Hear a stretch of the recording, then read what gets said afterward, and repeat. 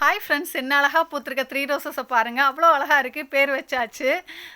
ஏமாடி தோட்டத்தில் பூத்தது இல்லைங்க. இது ஒரு வீட்டில் பூத்து நிற்கிறது. அவங்க மாடியில் வைக்கல, வீட்டு முன்னாடி பால்கனியில் வெயில் இல்லாத இடத்துல தான் வச்சுருக்காங்க. லைட்டாக அந்த காலையில் உள்ள வெயில் தான் அடிக்குது. ஆனால் அழகாக பூத்து நிற்குது. ஏமாடி தோட்டத்துலலாம் பூக்கள் மொட்டுகள்லாம் கரைஞ்சிட்டு வருதுங்க, ரொம்ப வெயிலானனால. ஆனால் மழை காலத்துலலாம் நல்லா அழகாக பூக்கும். இப்போ வெயிலானனால அப்படி இருக்குது. இன்றைக்கி நான் கொடுத்த உரம் இந்த பழங்கள்லாம் ஊற வச்சு அந்த தண்ணி தாங்க மிக்ஸ் பண்ணி நான் செடிக்கு ஊற்றுனேன்.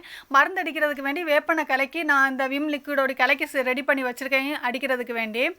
அதே மாதிரி இந்த ரோஸையும் இந்த ஃபால்சம் பூவையும் பாருங்களேன், ரெண்டும் ஒரே கலர் மாதிரி இருக்குது.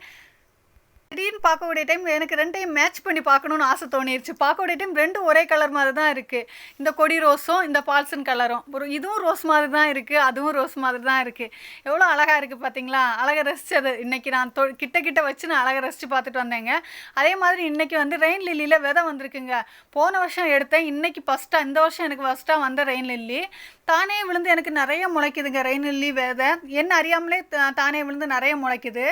போன வருஷம் முளைச்ச ரெயின் லில்லிங்க வேறு தானே விழுந்து நிறைய பூத்து நிற்குது எல்லோ கலரில். ஆனால் நான் கொடுத்ததில் நிறைய பேருக்கு வந்துச்சா இல்லையான்னு தெரியல. எனக்கு நான் விதை கொடுத்த இல்லை, வந்துச்சா இல்லையான்னு சொல்லுங்கள் ஃப்ரெண்ட்ஸ் எனக்கு. ஆனால் எனக்கு நிறைய வளர்ந்துருக்கு. இன்றைக்கி இறைச்சி இலை 2 பறிச்சிட்டு வந்தேங்க. ரம்பா இலை நான்வெஜ் பண்ணுறதுக்கு வேண்டி தான். எந்த நான்வெஜ் பண்ணாலும் நமக்கு இந்த இறைச்சி இலை போட்டால் ரொம்ப நல்ல மனமாக இருக்கும். சமைக்கக்கூடிய டைமு அழகாக பூத்துருக்க செம்பருத்தி பூ வானத்தை தொட்டு நிற்கிறாங்க. அதெல்லாம் பார்க்கக்கூடிய டைம் அவ்வளோ அழகாக இருக்கும்.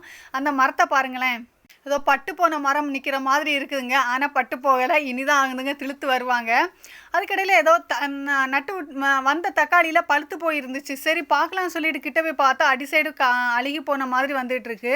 பக்கத்தில் இருக்க தக்காளியெல்லாம் எடுத்து பார்த்தேன், எல்லாம் அழுகி போன மாதிரி தான் இருக்குது. பார்க்கலாம் அப்படின்னு சொல்லிட்டு இன்னொரு சைடு நாட்டு தக்காளியும் காய்ச்சிருந்துச்சு. அது பச்சையாக தான் நின்றுட்டு இருந்துச்சு. சரி அந்த பச்சை காயும் எடுத்து திருப்பி பார்ப்போன்னு பார்த்தா அதுலேயும் ஒரு மாதிரி நிறம் மங்குற மாதிரி இருக்குது. கீழ் சைடு கொஞ்சம் சோகமாயிட்டு தான் ஆயிடுச்சு. ஏன்னா இதை நான் எதிர்பார்த்து இருந்தேன், பழுத்துன்னு அறுவடை எடுப்பேன்ட்டு.